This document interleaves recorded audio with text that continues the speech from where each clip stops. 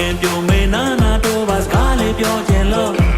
ဘာယာနဲ့တိမင်းကြီးရှိတဲ့ဟောရှိရှိကကွယ်ပါကံမရေချိုးရင်နဲ့ပါတိကြီးမျောလာတဲ့ပါမဆိုင်ညာမဆိုင်ခွဲကြည့်တဲ့ခါခင်ကိုမောင်းချစ်တဲ့လူ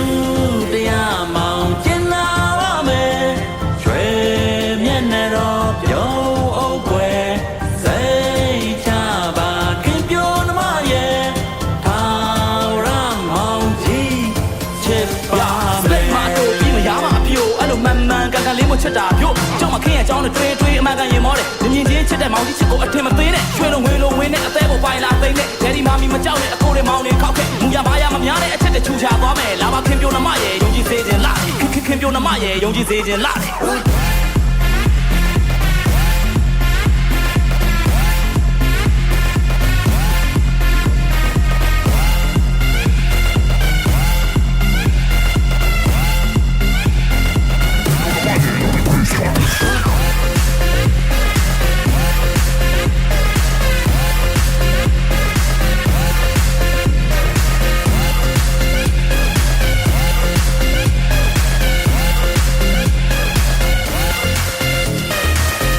စင်စင်ရိုးရိုးသားသားညက်ရာလေးပါဗျာ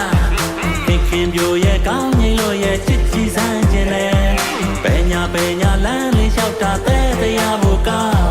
ဘယ်ပကြီးရမမီခင်အလားပါစာဖွဲလို့မရနိုင်သည်မောင်ကြီးဆိုပြီးချွဲချင်နဲ့ပါဤအသေးကိုဝင်တိုးကထိတဲ့ခင်ကိုတကယ်ချစ်ပါသည်ပကြီးစရာရှုံးနဲ့မောင်ကြီးချင်နာဆုံးရဲ့တကပါလုံးမခင်တာတကယ်အလားဆုံးပဲခင်နမပြန်ချစ်ပါတော့ပြောသဘောလည်းမဟုတ်လေတော့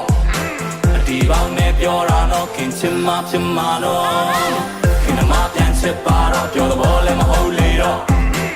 ဒီပေါင်းနဲ့ပြောတာတော့ခင်ချင်မှဖြစ်မှာ